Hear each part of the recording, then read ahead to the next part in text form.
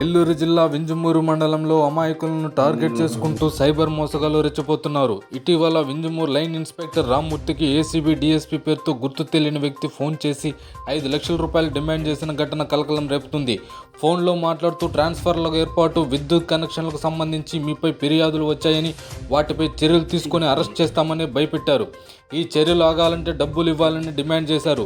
భయంతో 2 లక్షలు ఇంట్లో బంగారం తాకట్టు పెట్టి 2 లక్షలు ఫోన్పే ద్వారా పంపించిన అనంతరం ఈ వ్యవహారంపై మోసపోయానని రామ్మూర్తి గ్రహించారు. సైబర్ మోసగాళ్లు అధికారుల పేర్లను వాడుతూ ప్రజలను మోసం చేస్తున్న ఈ తరహా సంఘటనలు పెరుగుతుండటంతో పోలీసులు, ప్రజలు జాగ్రత్తగా ఉండాలని హెచ్చరిస్తున్నారు. మాటగా నాకు ఫోన్ చేసి నేను ఏసీబీ తీసుకుని మాట్లాడుతున్నాను. ఏసీబీ అంటే మీకు అర్థం అవుతుంది సార్, నాకు తెలియదు సార్. ఏసీబీ అంటే అసిస్టెంట్ కరెక్షన్ బ్యూరో చెప్పాను. మళ్ళీ తర్వాత మీకు ఇద్దరు పిల్లలు ఉన్నారు, మీకు 6 సంవత్సరాలు 7 సంవత్సరాల సర్వీస్ ఉంది, మీరు కన్నుమూరు డబ్బులు తీసుకుంటావు, ట్రాన్స్ఫర్ కడతావు, కాలిపోతే తీసుకుంటావు అని చెప్పాడు. లేదు సార్, నేను తీసుకోను, ఇదిగో వాళ్ళకి అమ్మాయిలకి తర్వాత ఆటో ఛార్జీలు అవుతాయని చెప్పినాను. లేదు, నువ్వు కాకుండా ఇంకా 6 మంది ఉన్నారు, మొత్తం మీ 6 మంది ముందు ఉన్నావు, నేను చేసుకుని లోపలే చేస్తాం, అది డైల్ రాదు అని చెప్పినారు.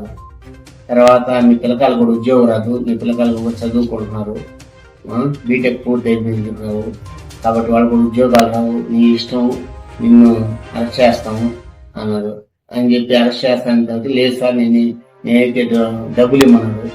ఎంత అనేది చెప్పలేదు ఫస్ట్. తర్వాత 5 లక్షల దాకా డిమాండ్ చేశాడు.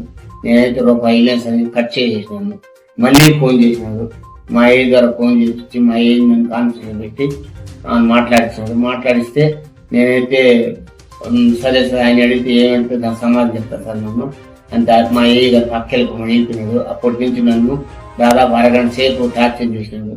టార్చర్ చేసి నువ్వు డబ్బులు ఇస్తావా, లేకపోతే నువ్వు నీ పిల్లకాయలు కూడా ఇబ్బంది పడతారు, నీ పిల్లకాయలు కూడా ఉద్యోగం అంటారు. నేను భయపడిపోయినాను. ఎందుకంటే నా భవిష్యత్తు సరే పోయింది, పిల్లకాయల భవిష్యత్తు అనే అయిపోతుంది. నీ పేరు మనసుతో సరే నేను ఒప్పుకున్నాను. ఒప్పుకున్న తర్వాత నువ్వు అర్జెంటుగా నువ్వు స్విచ్ ఆపర్ అన్నాడు. నేను ఎందుకు ఆపాలను, లేదు నువ్వు స్విచ్ ఆప్ అన్నాడు. స్విచ్ ఆపమని తర్వాత మా భార్య నెంబర్ అన్నాడు.